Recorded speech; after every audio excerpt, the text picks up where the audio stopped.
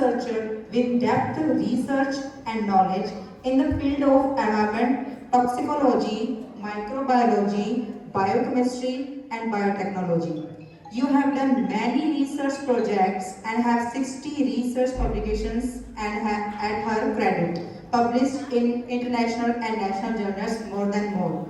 You have been authored 31 international research books and have 7 patents with Government of India. Ma'am, you was honored by District Award from Governance of Rajasthan for her excellence work in the state service.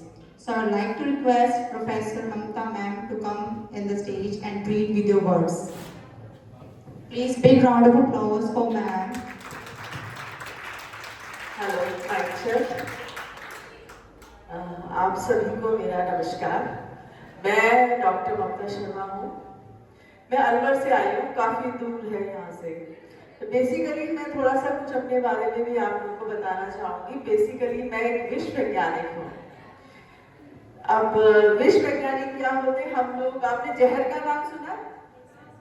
हम जहर को पढ़ते हैं, जहर की पढ़ाई करते हैं, हम वो लोग हैं। और इंग्लिश में हम लोग कहते हैं, हम लोग बेसिकली एनवायरमेंटल टॉक्सिकोलॉजिस्ट है। एनवायरमेंटल टॉक्सिकोलॉजिस्ट वो लोग होते हैं, वो सेंट्रल गवर्नमेंट और स्टेट गवर्नमेंट को ये बताते हैं कि कितना विष पर्यावरण में जा चुका है और कौन से लॉज, कौन से जुडिशरी को आगे आगे लॉज बनाने हैं और उस विष को पर्यावरण में जाने से रोकना है। ओके, बेसिकली मैं पेस्टिसाइड्स पे काम करती हूँ। कीटनाशकों का नाम सुना है आप लोगों ने? क्या होते हैं कीटनाशक? Next slide please, next slide please. क्या होते हैं कीटनाशक? अच्छा, मैं एक दूसरा प्रश्न पूछती हूँ आपसे। आप लोग सब बाजार जाके सब्जी खरीदते हैं? कैसे खरीदते हैं सब्जियों को? क्या देंगे सब्जी को आप खरीदते हैं? मुझे कौन बताएगा? हाथ खड़ा करो। हम सभी जाते हैं ना सब्जी लेने। क्या आप बताओ? वो how do you bye vegetables? How do you bye vegetables in the market? या देखने में सुंदर है, ताजी है, साइज उसका अच्छा है, फ्रेश है। हम ऐसी सब्जियां खरीदते हैं बाजार में। हम वो एप्पल उठाएंगे जो सबसे ज्यादा लाल है ना? गोभी बिल्कुल सफेद होनी चाहिए, है ना? और जो भिंडी होती है बिल्कुल ग्रीन होनी चाहिए। ऐसे ही खरीदते हैं ना? आज से 10 साल पीछे चले, क्या सब्जियां ऐसी होती थी? और 15 साल पीछे चलते हैं, क्या गोभी का साइज इतना होता था? 20 साल पीछे चलते हैं, टमाटर इतने बड़े तो होते ही थे। कैसे हुए? जब सब्जियां उगती हैं तो पहले फ्लावरिंग होती है, उसके बाद उसमें फ्रूट आता है, राइट? तो फ्लावरिंग के टाइम पे उसपे कीटनाशक का छिड़काव करते हैं जिसका नाम होता है मेलाथायोन और पैराथायोन, और उसको कहते हैं कॉस्मेटिक पेस्टिसाइड। उससे इतनी सुंदर सब्जियां बनती हैं। वो सब्जी के साइज को बड़ा करते हैं, सब्जी को खूबसूरत बनाते हैं और खुद भी जाके उसके अंदर घुस के बैठ जाते हैं। And they become part of the vegetable and they are basic poisons. तो हम जहर डाल के अपनी सब्जियों को सुंदर बनाते हैं, बड़ा बनाते हैं, बाजार से उसको खरीद के लाते हैं, पकाते हैं और खाते हैं। Welcome to the world of pesticide. कीटनाशकों की दुनिया में आप सबका स्वागत है। Next slide please. अभी मैंने आपसे एक प्रश्न पूछा था, कीटनाशक क्या होते हैं? कीटनाशक वो जहरीला पदार्थ होता है, कितना जहरीला कि उसके भिड़ते ही जानवर मर जाता है। अपने घर में स्प्रे करते हैं आप लोग? जब मच्छर आ जाते हैं तो आप स्प्रे लाते हैं मार्केट से, करते हैं और बिल्कुल स्प्रे करते हैं, वाह कॉकरोच मर गया, वाह सारी मक्खियां मर गई, एक बार में खत्म। अब आप सोचिए कितना जहरीला वो स्प्रे होगा कि उसको भिड़ते इतना बड़ा कॉकरोच मर गया। वो होते हैं कीटनाशक। Next slide please. पेस्टिसाइड पर्यावरण में कैसे ऐड करते हैं। मैं भी आ रही थी अलवर से, तो मैंने रास्ते में क्योंकि एक बेसिक आदत है हर टॉक्सिकोलॉजिस्ट की होती है, वो अपने वातावरण को देखता हुआ आता है, तो मैं देखती हुई आ रही थी एंड मैंने देखा बहुत हरे भरे खेत, बहुत सुंदर सुंदर खेत आपके हनुमानगढ़ के चारों तरफ है। और क्योंकि शाम के टाइम आ रही थी तो मैंने कुछ फार्मर्स को भी देखा, कोई स्प्रे कर रहा था, कोई कुछ फेंक रहा था, और किसी ने ना तो ग्लव्स पहने थे ना कुछ मास्क लगाया था, बस वो तो पेस्टिसाइड फेंके जाते थे। वो मैं देखती आ रही थी। तो मेरी तो इस पहले तो मैं आप ऑर्गेनाइजर्स को और इन सबको बहुत बहुत धन्यवाद देना चाहती हूँ कि इतने अच्छे विषय पे आपने इस कॉन्फ्रेंस को रखा, सस्टेनेबल डेवलपमेंट, जिसके बिना हम तो अब बच ही नहीं सकते। बिल्कुल साफ शब्दों में कह रही हूँ कि अगर हम सस्टेनेबल डेवलपमेंट नहीं करेंगे, उसकी तरफ नहीं जाएंगे, तो हम बच नहीं सकते हैं। And is very clear. तो जब हम कीटनाशक किस तरह से हम पर्यावरण में डालते हैं, एक तो हमारे खेतों में डालते हैं, दूसरा एक और चीज चल रही है पब्लिक हेल्थ। पब्लिक हेल्थ का नाम सुना है? जब आपने देखा हो कि आपकी म्युनिसिपल कॉर्पोरेशन कई बार डीडीटी का छिड़काव करती है, सफेद सफेद लाइनें आपने बनी देखी होगी सड़क के चारों तरफ, गार्डन्स के अंदर, आपके घरों के बाहर, वो डीडीटी होता है। तो इस तरह से 2-3 तरीकों से हम अपने पर्यावरण में पेस्टिसाइड को डालते हैं और वो आगे जाके एक तरह का पोल्यूशन क्रिएट करते हैं और हमारी हेल्थ को इफेक्ट करते हैं। Next slide please. ये जो पेस्टिसाइड्स होते हैं इनकी एक कैटेगरी होती है which is known as persistent bioaccumulative toxic substances। ये ऐसी क्या चीज है जो इन कीटनाशकों को इतना खतरनाक बनाती है कि मैं यहाँ खड़े होकर आपको इतनी सारी बातें कह रही हूँ। ऐसी कौन सी इनकी एक आदत है, इनकी हैबिट है? ओके, पहली है कि ये बहुत समय तक पर्यावरण में रहते हैं। अगर आपने एक बार डीडीटी का छिड़काव कर दिया, वो 250 साल तक हमारे पर्यावरण में रहेगा। 250 साल। प्लस क्या होता है कि इनको जहां पे हम डालते हैं वहां नहीं रहते, वहां से ये हवा से, पानी से, हर किसी तरह से वो दूसरी जगह पहुंच जाते हैं। एक एग्जाम्पल आपको देना चाहती हूँ। यहाँ पे दुनिया धरती पे 2 ऐसे हैबिटाट हैं जो मैं इम्पॉसिबल तो नहीं कहूंगी पहुंचना, क्योंकि man has become a God, वो कहीं भी जा सकता है।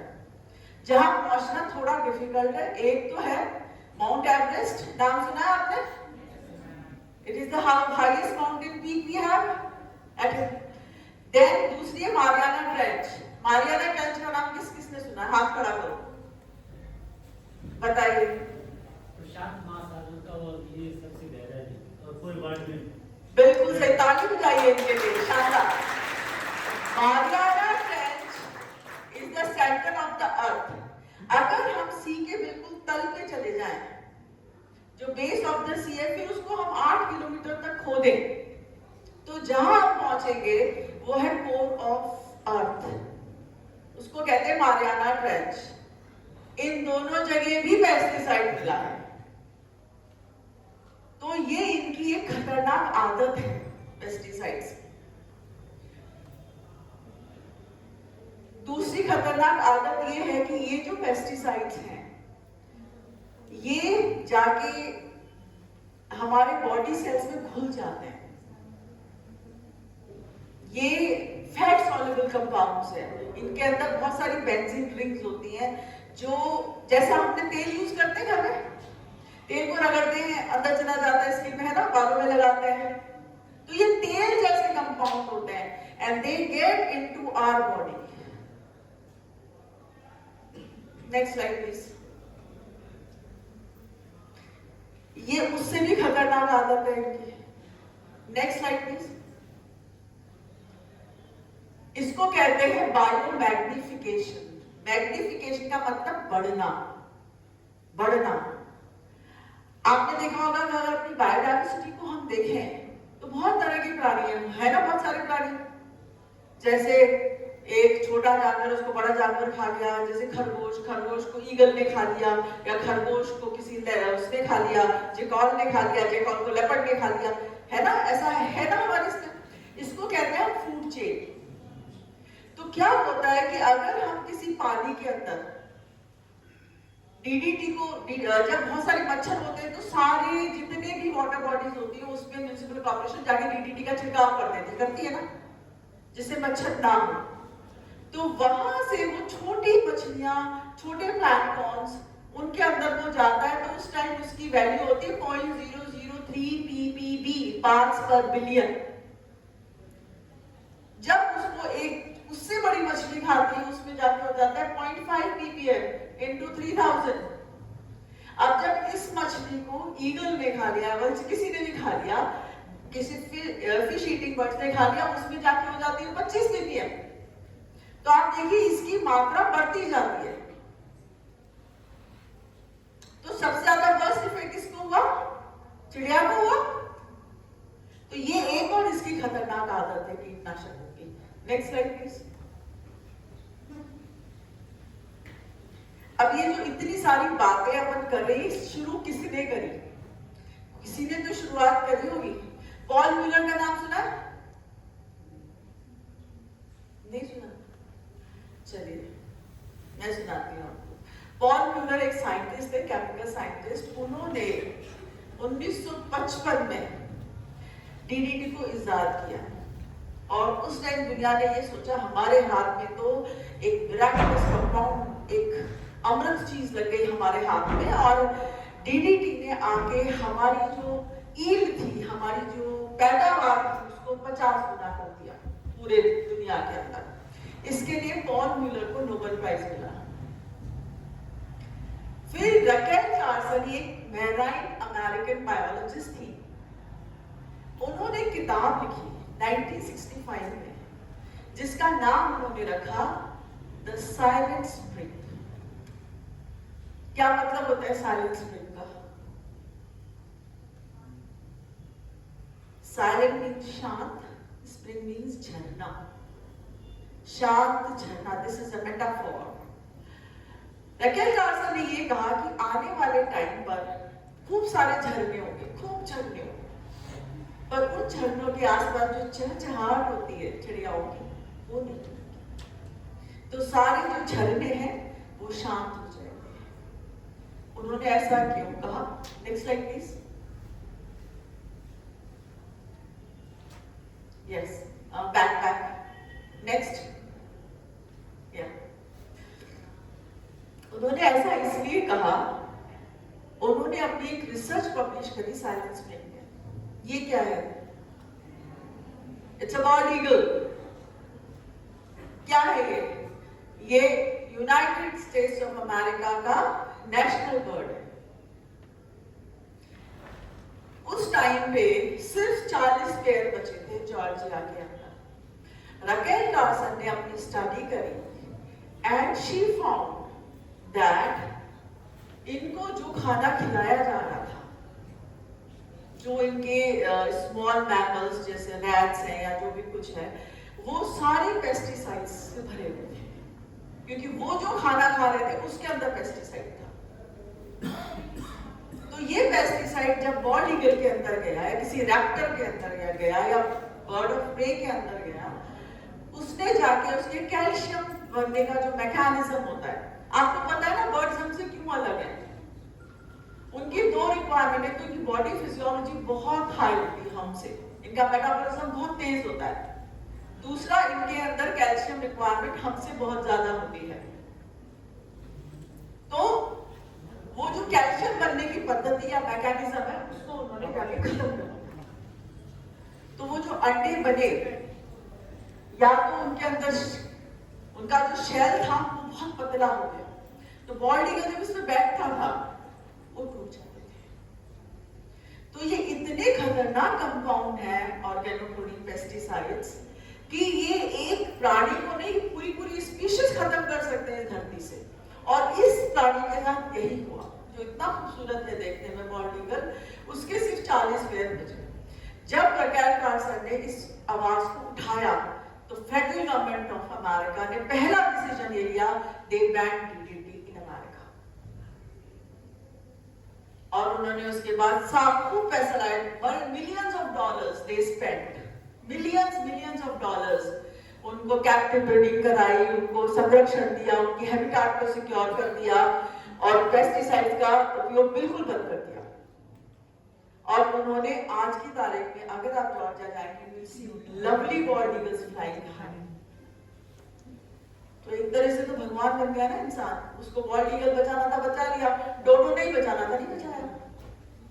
तो this is also kind of interference with the environment. Next slide please. एक और गलत तरीका है जो ये पेस्टिसाइड करते हैं पर्यावरण में जाकर। ये क्या करते हैं कि ये जैसे सपोज आपने फील्ड में स्प्रे किया पेस्टिसाइड, पर वो वहां तो रहेगा नहीं, वो आसपास की जगह पे भी जाएगा, तो वो सारे कीटों को मार देगा। उसके लिए मक्खी भी वही है, मच्छर भी वही है, और दूसरे जो अच्छे कीट होते हैं जो परागण करते हैं, जो पॉलिनेशन करते हैं, उनको भी मार देते हैं। सेकेंडली, ये जो कीट हैं, ये किसी ट्रॉफिक लेवल के लिए, बर्ड्स के लिए या किसी के लिए, ये फूड का काम करते हैं। तो अगर आपने सारे ही पेस्ट को हटा दिया तो क्या खाएंगे? जो उस खाने को खाते थे, उस पेस्ट को खाते थे, वो तो भूखे मर गए ना, तो वो ट्रॉफिक लेवल भी खत्म हो जाएगा। तो ये क्या करते हैं, एक एक करके हर ट्रॉफिक लेवल को खत्म करते हैं, किसी को कम और किसी को ज्यादा। Next slide please.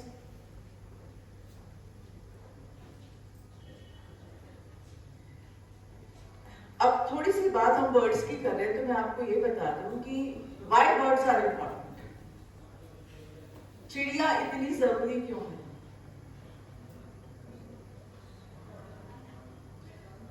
एक सिंपल सा स्टेटमेंट है, चिड़िया नहीं रहेगी तो हम भी नहीं रहेंगे। या so every trophic level is dependent on other. तो इंसान को अगर अपने आप को बचाना है तो जितने भी ट्रॉफिक लेवल्स है, जितनी भी हमारी बायोडाइवर्सिटी, चाहे वो एक पक्षी हो, चाहे वो एक मछली हो, चाहे वो एक पेड़ हो, चाहे वो चिड़ियाएं हो, उन सबको उसको बचाना पड़ेगा, नहीं तो हम नहीं बच पाएंगे। तो जो चिड़िया है वो कई तरह से एक्सपोज होती है पेस्टिसाइड्स के। कुछ बर्ड्स होती है जो दाना खाती हैं, दाने के ऊपर बहुत सारा पेस्टिसाइड्स लगाया जाता है उनको बचाने के लिए। सेलफोन्स आप यूज नहीं करते घरों के अंदर? आप घर में कैसे गेहूं रखते हैं लाके? अब तो खैर वो बातें ही नहीं रही, अब तो आटा लाते हैं सीधे बाजार से, पर पहले एक समय था कि ड्रम्स के अंदर गेहूं रखा जाता था, तो उसके अंदर सेलफोन्स की गोली को बांध के उसके अंदर डाल दिया जाता था, इसमें कीड़ा नहीं लगेगा। तो वो क्या था, उसके फ्यूम्स निकलते थे, वो एक बहुत स्ट्रॉन्ग पेस्टिसाइड था। तो चिड़िया एक तो जब वो दाना खाती हैं तब वो एक्सपोज होती है पेस्टिसाइड्स के, दूसरा वो प्रीनिंग करती हैं। क्या होता है कि एनवायरमेंट, देखिए एक चीज आप मान के चलिए कि जहां आप बैठे हैं वहां पेस्टिसाइड है, जो पानी आप पी रहे हैं वो पेस्टिसाइड है, जो हवा आप सांस ले रहे हो उसमें पेस्टिसाइड है। दुनिया में इस टाइम पे धरती पे ऐसी कोई जगह नहीं है जहां पे आपको पेस्टिसाइड नहीं मिलेगा। जैसे मैंने आपको बता दिया कि माउंट एवरेस्ट और मारियाना ट्रेंच दोनों जगह है। तो जब प्रीनिंग करती है, अपने फेदर्स को साफ करती है, तो उनकी बॉडी पे ऑलरेडी पेस्टिसाइड होता है, वो उनके पेट में जाते हैं। तो इंसान के बाद तो birds are worst affected by pesticides. Next slide please.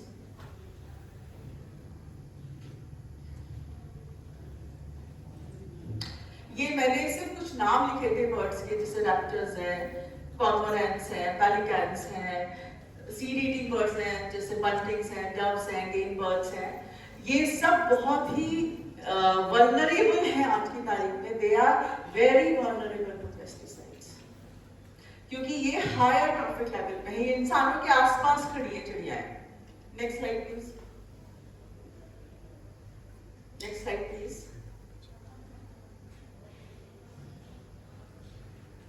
Next slide please. और अभी जैसे मैंने बात करी थी आपसे केमिकल्स की, तो जब हम एग्रीकल्चर फील्ड में जाते हैं और जहां पे हमने पेस्टिसाइड डाल दिया, एक आपके यहाँ नहर आ रही है? आ रही है नहर? कौन सी नहर है? आईजीएमपी। अब आप सोच लीजिए वो कहां से आ रही है। पानी की क्या टेंडेंसी होती है? पानी सफाई करता है ना?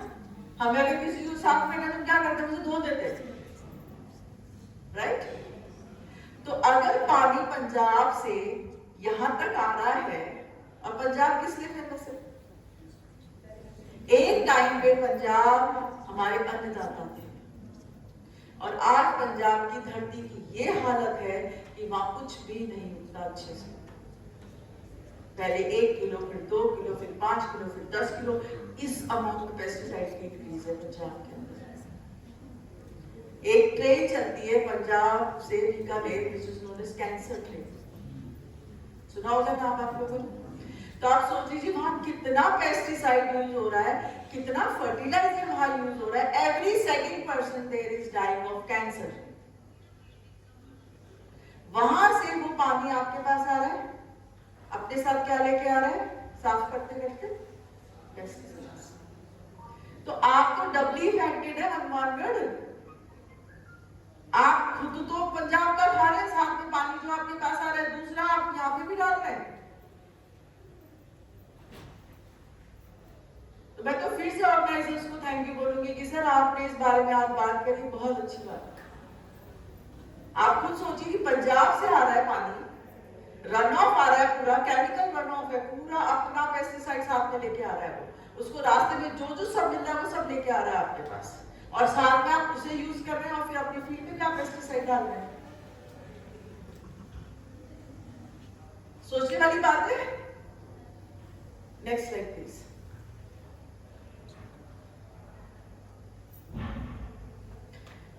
एक और चीज जो बहुत ज्यादा इस टाइप पे पेस्टिसाइड कंजम्पशन या यूज को इफेक्ट करती है वो है पेस्ट रेजिस्टेंस।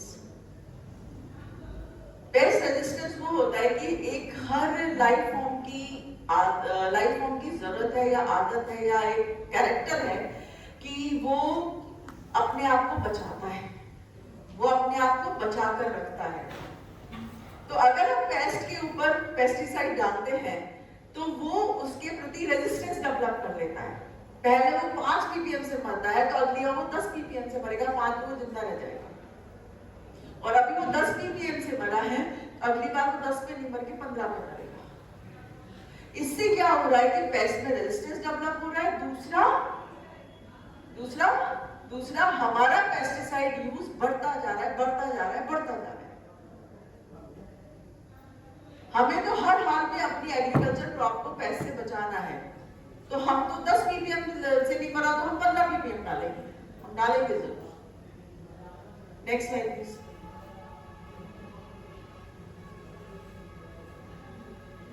ये एक कैरेक्टर है या एक कैरेक्टर ऑफ बर्ड्स है कि अगर कोई बर्ड पेस्टिसाइड से एक्सपोज हो जाती है। पेस्टिसाइड 2 तरह के होते हैं, एक साइक्लोडाइन कंपाउंड्स होते हैं और एक डीडीटी कंपाउंड्स होते हैं। तो जो डीडीटी कंपाउंड्स होते हैं, अगर आप फर्स्ट वाले ए साइड पे जाएं तो वो सीधा जाएगा और उसके अंदर जाके उसकी कैल्शियम फॉर्मेशन को रोक देगा या उसको कम कर देगा, जिससे एग शेल थिनिंग होगी और पॉपुलेशन कम हो जाएगी एनिमल्स की, बर्ड्स विल डाई। एक होते हैं cyclodiene compounds which are known as aldrin. का नाम सुना है आपने? Aldrin, dieldrin. दीमक का नाम सुना है? दीमक को मारने के लिए एक ही कंपाउंड है हमारे पास, उसका नाम है ऑल्ड्रिन। तो अगर वो वाले पेस्टिसाइड यूज हो रहे हैं तो वो प्रे में जाके कंपाउंड बन जाते हैं जो ऑल्ड्रिन से भी ज्यादा खतरनाक है, जिसको हम HEOD कहते हैं। और ये जाके लिवर और किडनी के अंदर जमा हो जाते हैं और सीधी पक्षी की मौत होती है और पॉपुलेशन कम हो जाती है, पॉपुलेशन खत्म हो जाती है।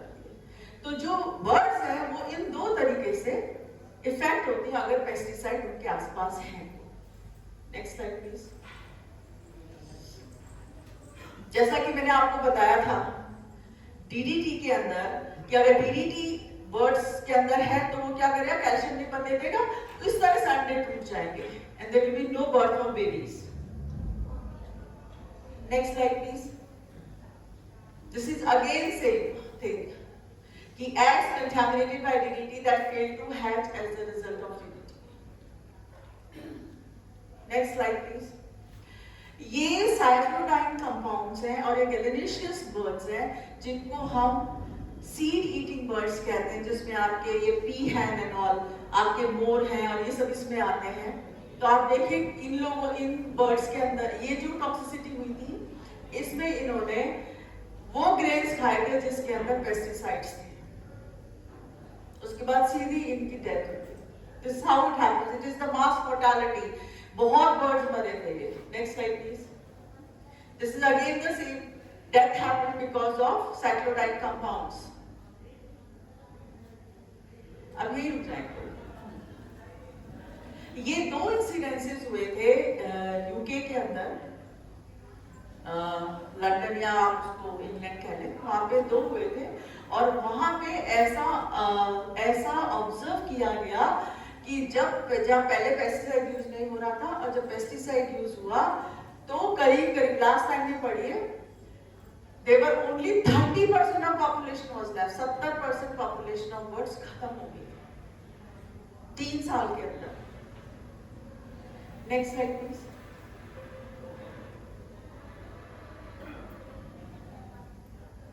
ये मैंने आपको अभी बताया था, जैसे आईजीएनपी का पॉल्यूशन हो रहा है, ऐसे ही अगर आप बात करें हमारे पॉन्ड्स की, हमारे रिवर्स की, सब जगह इसी तरह का पेस्टिसाइड पॉल्यूशन पाया जा रहा है, क्योंकि जहां भी रिवर्स है उसके आसपास फील्ड्स होती हैं और वहां पे पेस्टिसाइड स्प्रे होता है और वो सारा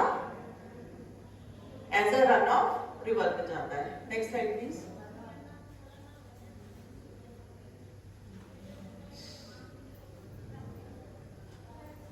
पैरासेल्सस एक कोटेशन लिखा था पैरासेल्सस ने, everything and anything is a poison, there is none which is not a poison, the right dose differentiates the poison and the remedy।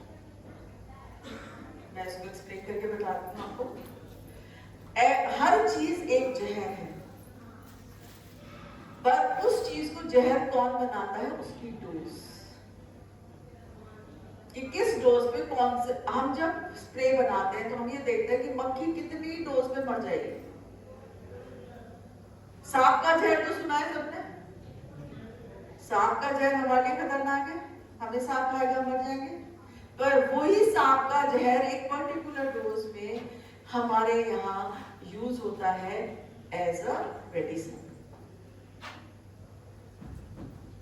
तो एक मॉनिटरिंग स्टडी हमने ड्रिंकिंग वाटर सैंपल्स में अल्वर में करी। अल्वर में हमने ये क्या किया कि जो पानी हम पीते हैं उसके सैंपल्स हमने अल्वर सरिस्का उसके आसपास से हमने कलेक्ट किए, और मेरी 2 लैबोरेटरीज है अल्वर के अंदर, गैस लिक्विड क्रोमेटोग्राफ लैबोरेटरी और दूसरी एक्सट्रैक्शन लैबोरेटरी। ये दोनों राष्ट्रीय उच्चतर शिक्षा अभियान रूसा के द्वारा बनाई गई, और हमारे पास बहुत ही सोफिस्टिकेटेड गैस लिक्विड क्रोमेटोग्राफ है एजीनेट का, और हमने ये देखने की कोशिश करी कि जो हम पानी पीते हैं उसमें कितना पेस्टिसाइड है। ये बात तो हमने कर ली कि भाई हमारे चारों तरफ पेस्टिसाइड पेस्टिसाइड पेस्टिसाइड है, वी एक्सेप्ट, पर हमारे अंदर कितना जा रहा है इंसानों के अंदर, ये देखना बहुत जरूरी था। तो ये एक प्रोजेक्ट था राष्ट्रीय उच्चतर शिक्षा अभियान का जो अभी भी चल रहा है, उसमें हमने इस स्टडी को किया। Next slide please. ये कुछ जगह है जहां से हमने वाटर सैंपल्स कलेक्ट किए और उसका एक्सट्रैक्शन करके हमने उसे गैस लिक्विड क्रोमेटोग्राफ पर देखा। Next slide please. नेक्स्ट, एक बार इसे देख लें। इट इज और मैं आपका ध्यान सबसे लास्ट वाली mean plus minus standard error, हमने अल्वर को 4 भागों में डिवाइड किया, ईस्ट वेस्ट नॉर्थ साउथ, और कोशिश करी कंपेयर करने की कि हमारे रिजल्ट्स हमें क्या बताते हैं। तो हमने सारी वैल्यूज को mean plus minus standard error पे किया। Next slide please. तो यहाँ पे मैं आपको एक बार इस तरह नीचे देखिएगा लाइन को, जो पहला है 0.7, 1.7, 1.7, 0.8, 1.6, 0.9, 1.9। Thank you. ये जो नीचे वाली जो है इस तरह की आप देखिए, दिस इज 0.7 मीन, दिस 1.7, 0.7, 1.7। ये हमें टोटल पेस्टिसाइड की वैल्यू मिली, और आपको पता है WHO कितना बोलता है, 0.001 ppb से ज्यादा अगर पेस्टिसाइड आपके ड्रिंकिंग वाटर में है तो वो पानी पीने लायक नहीं है। तो हम क्या इतना पेस्टिसाइड रोज पीते?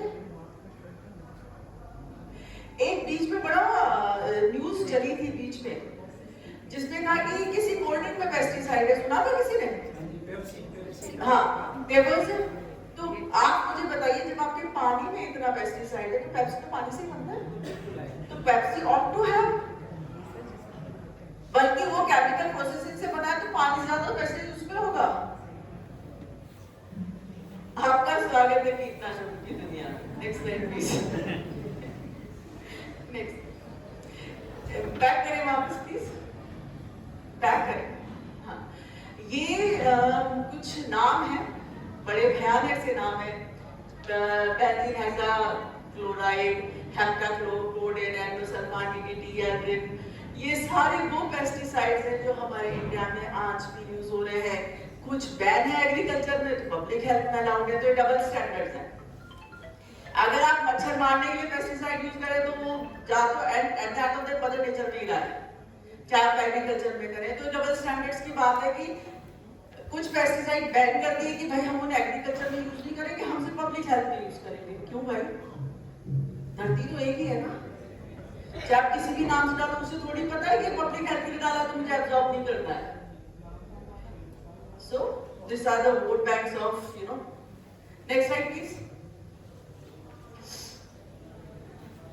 एक और चीज मैं आपका ध्यान थोड़ा सा यहाँ पे ले जाना चाहूंगी, जो मैंने बोल्ड कर रखा है। ईस्ट वेस्ट नॉर्थ साउथ में 4 भाग में हमने डिवाइड किया था अलवर को। तो जिस भाग में, जो जयपुर से लगता है, थाना गाजी वाला एरिया जिसको वेस्ट एरिया कहते हैं, वहाँ मैक्सिमम फील्ड है। अलवर में क्या कि पहाड़ियां बहुत हैं, अलवर के चारों तरफ पहाड़ है, अरावली माउंटेन रेंज है, पर जो वेस्ट साइड थी उसमें मैक्सिमम फील्ड्स थी। तो जब हमने कंपेयर किया तो हमें पता लगा कि वहां से जो पानी मिला था हमको, उसमें सबसे ज्यादा पेस्टिसाइड था। तो सीधा सीधा कोरिलेशन है कि जहाँ एग्रीकल्चर फील्ड्स ज्यादा है वहां के पानी में ज्यादा पेस्टिसाइड होगा, क्योंकि एग्रीकल्चर फील्ड्स के अंदर बहुत पेस्टिसाइड यूज होता है। Next slide please.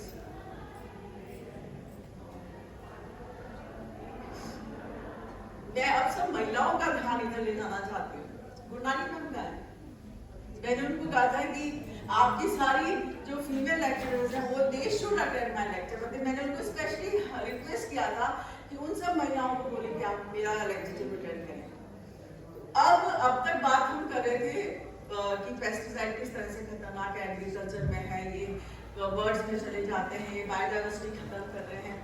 अच्छा, एक चीज में आपको, जब हम बात करें कि वैसे इतने खतरनाक ये करते क्या है हमारे बॉडी में जाकर, pesticides are potent carcinogens 1, 2 pesticides are potent mutagens, 3 pesticides are potent टेराटोजेंस।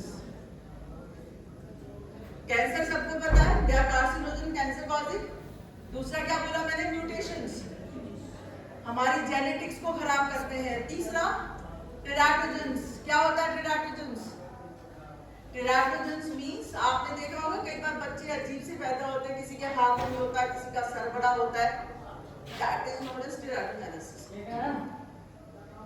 तो ये जो कॉन्सेप्ट था कि ऐसा था कि पहले बात होती थी कि अगर मदर कुछ प्रेग्नेंट है, अगर वो कुछ टॉक्सिक खा लेती है तो वो प्लासेंटा एक छलनी की तरह एक्ट करता है। प्लासेंटा एक छलनी की तरह एक्ट करता है, इट एक्ट एज अ सीव, और जो टॉक्सिकेट होते हैं वो मां के पास ही रह जाते हैं, बच्चे के पास नहीं जाते, तो बच्चा बच जाता है।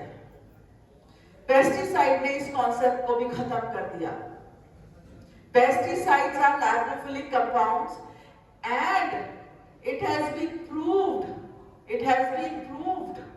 that all the pesticides to which mother is exposed, it crosses the placenta and the cord blood and goes to the developing baby. मतलब हम खुद तो मर ही रहे, बल्कि हम अपनी जो फ्यूचर जनरेशंस हैं उनको भी हम खत्म कर रहे हैं। जो बच्चा अभी पैदा ही नहीं हुआ उसको आपने मल्टीफोल्डेड पेस्टिसाइड की डोज दे दी। फिर जब बच्चा पैदा होता है तो उसके साथ क्या होता है उसके बारे में बात करते हैं। आप कोई विषाली चीज खा लेते हैं तो क्या होता है, उल्टियां होती है ना, या डॉक्टर आपको उल्टियां कराते हैं, मतलब आपकी बॉडी से बाहर फेंकती है। तो जब मदर इतने खाने के साथ पेस्टिसाइड खा रही है तो वो अपने मिल्क के द्वारा उस पेस्टिसाइड को बाहर फेंकती है। जैसे तैसे बच्चा बेचारा जब पैदा हो गया तो अब जो माँ का दूध उसे हम पिलाएंगे उसके अंदर भी पेस्टिसाइड है। Next slide please. ये स्टडी करी थी मैंने जयपुर के अंदर, जहाँ पे महिला चिकित्सालय और जनाना हॉस्पिटल, दो बड़े बड़े सरकारी हॉस्पिटल हैं, और वहाँ पे एक प्राइवेट नर्सिंग होम है, संजीवनी हॉस्पिटल। वहां से हमने 101 महिलाओं के दूध को इकट्ठा करके उसकी हमने स्टडी करी। Next slide please. मैं फिर से आपका ध्यान इस वाली लाइन के ऊपर ले जाना चाहती हूँ। 0.09 alpha, 0.03 gamma, beta is 5.2, heptachlor 0.1, सीधा हम नीचे जाते हैं, DDT 0.2, heptachlor 4.3, 0.2. As per WHO, it should be not more than 0.001 ppb. तो can we say कि माँ का दूध भी पिलाने लायक नहीं बचा? क्या हम इस बात को कह सकते हैं? मुझे आज एक नई बात पता चली कि जो डॉक्टर्स होते हैं उन्होंने भी, जो पीडियाट्रिशियंस होते हैं वो भी आज ये बात कहने लग गए कि 8वें महीने तक बच्चे को आप डब्बा बंद दूध पिलाइए। क्यों? क्योंकि माँ के दूध में फैट ज्यादा होता है और सारे pesticides are fat soluble, lipid soluble. जो डब्बा बंद दूध होता है उसके अंदर फैट कम होता है, तो percentage of pesticide is less there. अब आप देख लीजिए हमने अपने साथ क्या कर दिया, और अब भी हम रुक नहीं रहे। We are not stopping yet. Next slide please. Next slide please. ये कुछ सिटीज हैं, अहमदाबाद, बैंगलोर, बॉम्बे, कलकत्ता, दिल्ली, करनाल एंड लखनऊ। ये स्टडी मैंने जयपुर में करी थी, पर मुझे कुछ रिपोर्ट्स यहाँ से इन सिटीज से मिली और इन्होंने भी खूब पेस्टिसाइड को रिपोर्ट किया, which is much higher than the permissible limits of WHO and FAO. तो स्टडीज तो बहुत जगह हो रही है, पर हम रुक क्यों नहीं रहे? क्योंकि economy has taken over ecology. कोई कंट्री ऐसा नहीं कर सकती कि वो अपने देश के लोगों को भूखा मरने दे, उनके वोट बैंक चले जाएंगे।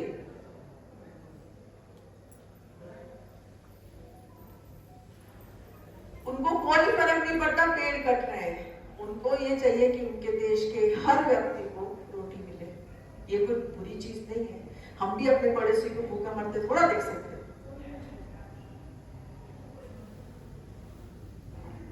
Next slide please. अब मैं जब न्यूबॉर्न्स की बात कर रही हूं तो मैं सिर्फ, the newborns are not simply small animals, it's birth related. They differ morphologically, physiologically, biochemically from adults.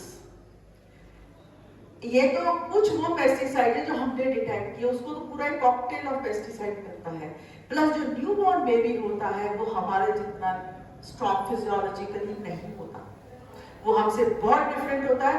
तो अब आप सोचें कि उस बच्चे पे उस पेस्टिसाइड्स का क्या असर हो रहा होगा। Next slide please. अब हमने इतनी सारी बात करी, मैंने अभी सिंपली आपको 3 चीज बताई थी कि पेस्टिसाइड्स क्या करते हैं।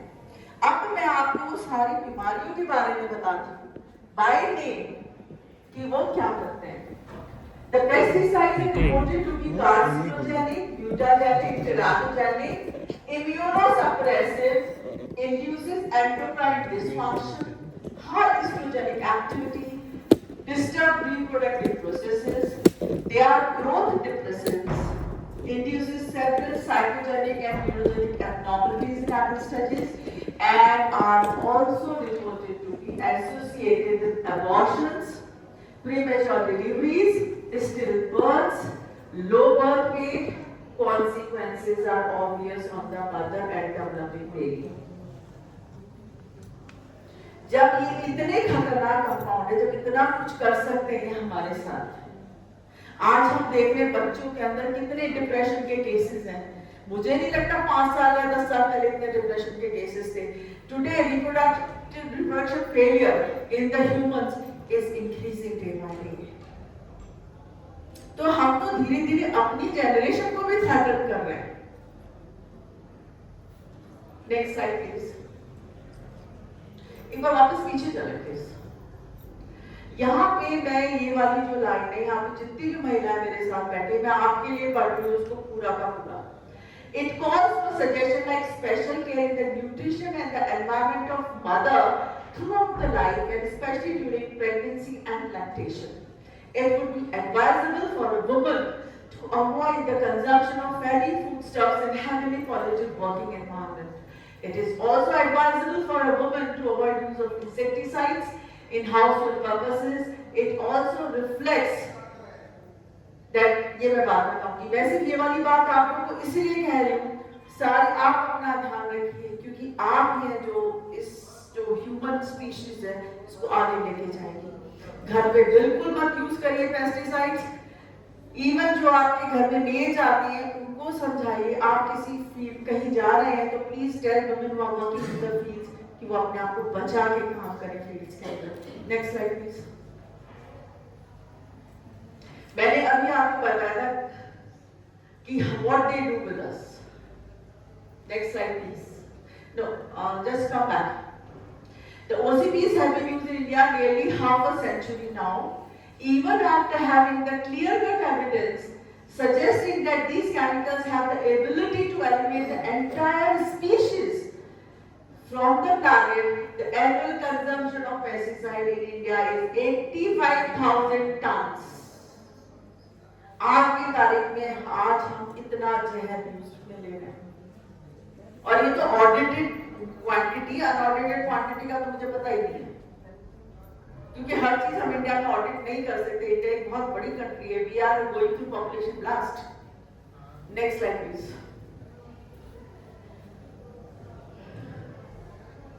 ये कुछ मैंने बर्ड्स के बारे में लिखा था कि हमें बर्ड्स के ऊपर भी ध्यान देना चाहिए क्योंकि वो बहुत ऊंचे ट्रॉफिक लेवल पे हैं।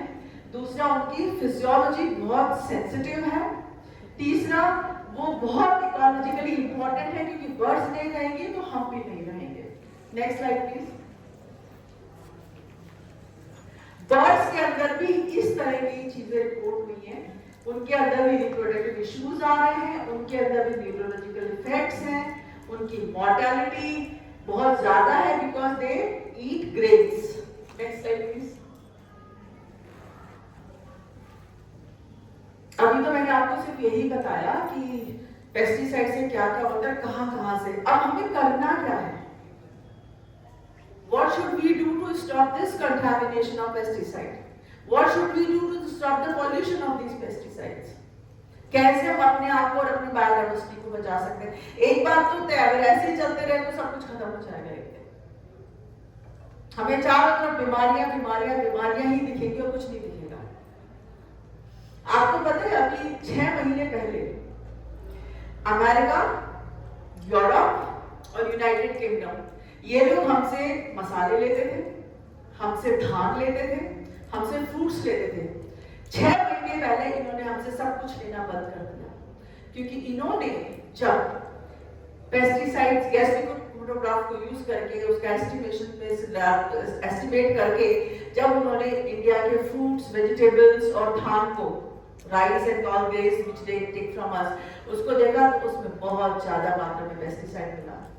उन्होंने हमसे अब ये सब चीजें लेनी बंद कर दी, तो हम इकोनॉमिक लॉस की तरफ भी जा रहे हैं। ये सामान अब उन्होंने श्रीलंका, थाईलैंड और नेपाल से लेना शुरू कर दिया। इसका सीधा मतलब ये कि आज जो हमारे हिंदुस्तान में खाना हो रहा है वो खाने लायक है ही नहीं। तो अब क्या करना है, क्या करें हम? एक टर्म इंटीग्रेटेड पेस्ट मैनेजमेंट। देखिए, एक तो पक्की बात है कि हम पेस्टिसाइड को रोक नहीं सकते पर हम उसे कम कर सकते हैं। हम कुछ ऐसे पेस्ट स्पेसिफिक प्रीडेटर्स यूज कर सकते हैं। हम कुछ ऑर्गेनिक पेस्टिसाइड जैसे नीम को बहुत प्रमोट किया जा रहा है कि नीम के स्प्रे करो तो पेस्ट नहीं आएंगे, उसको हमें प्रमोट करना चाहिए। बहुत सारी रिसर्च भी इस पे चल रही है कि इस तरह की बायोटेक्नोलॉजी के अंदर मैम ऐसी रिसर्च चल रही है कि they are trying to make ऐसी स्पीशीज जो best suggestion do. They are trying to make such things. तो हमें अब ये सब करना पड़ेगा, हमें पेस्टिसाइड के यूज को रोकना पड़ेगा, वापस हमारी जो ट्रेडिशनल प्रैक्टिसेस थी उनकी तरफ जाना पड़ेगा, रिसर्च कुछ ऐसी रिसर्च करके ऐसे ऑर्गेनिक पेस्टिसाइड्स बनाने पड़ेंगे जिससे हम इन केमिकल बेस्ड कंपाउंड से अपना पीछा छुड़ा सकें. We need to phasing out the chemical pesticide and replace them with biopesticide and more sustainable agriculture practices. Public awareness campaigns can help to reduce exposure to OCPs and promote the use of safer alternatives. It's crucial to continue research, monitoring and education efforts to fully understand the impact of pesticides and to promote safer and more sustainable solutions. दूसरा, education. हमारे खेत में किसान जो हैं, मैं ऐसी एक फील्ड में गई थी, तो ऑलरेडी अलवर के आसपास दीमक का बड़ा प्रकोप है. तो वो लोग क्या करते हैं कि सीड के ऊपर ऑलरेडी लगा देते हैं, फिर उसको जमीन में उगाने के लिए दबाते हैं. मेरे सामने एक परात के अंदर करीब 1 किलो के करीब दाना था, उसमें उसने पूरी ऑलरेडी की बॉटल को डाल दिया.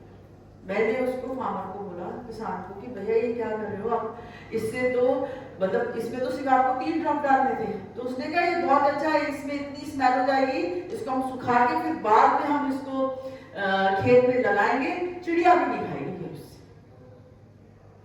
इतना उसने जहर लगा दिया कि उसमें चिड़िया भी नहीं खाएगी, जिससे उनकी पैदावार बढ़े. और उससे जो उगा उसे कौन खा रहा है? हम खा रहे हैं. ऐसे ही एक दिन मैं फील्ड में गई थी, तो चने का खेत था, तो वहां पे 8 क्यारियां एक तरफ और 2 क्यारियां एक तरफ. मैंने भी सर से भी शेयर किया था इस चीज को. तो मैंने उनसे पूछा कि भाई तो अलग अलग क्यों बना रखी है? बोले हम एक में दवा डालेंगे, एक में दवा नहीं डालेंगे. तो मैंने कहा अच्छा. बोले मैंने कहा दवा से क्या होगा? तो उन्होंने कहा दवा से तबीयत खराब होती है, शरीर खराब होता है. तो मैंने कहा फिर? बोले ये जो क्यारियां इसमें दवा नहीं डालेंगे, इसको तो हम खाएंगे, और ये जो 8 क्यारियां हैं इसको हम बाजार में बेचेंगे. This kind of unawareness, economic dependence on the government has to be taken care of. Else, ये सारी बातें ड्राइंग टॉक बन के रह जाएगी एंड हनुमानगढ़ गंगानगर को पंजाब में बनने से कोई नहीं रोक सकता. क्योंकि आप जो डबली क्रॉस्ड है, क्योंकि आपकी जो आईजीएनपी आ रही है वो भी बहुत पेस्टिसाइड लेके आ रही है, साथ में आप यहाँ पे दूसरा आगे डाल रहे हैं. Next slide please.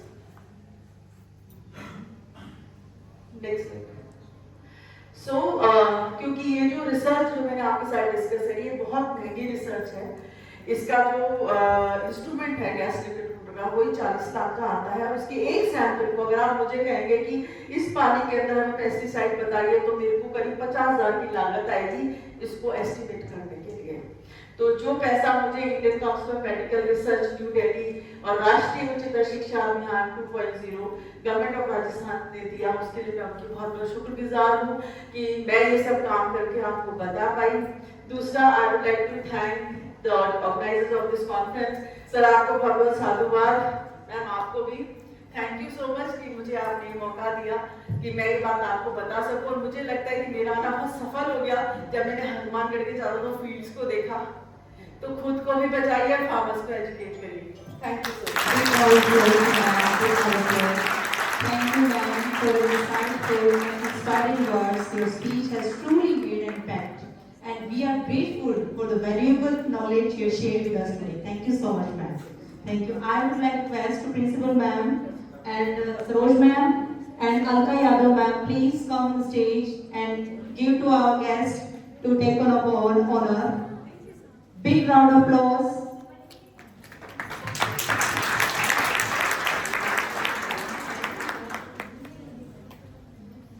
Now, I would like to request to say something about Ashwini Kumar sir, professor, I would like to say something about that.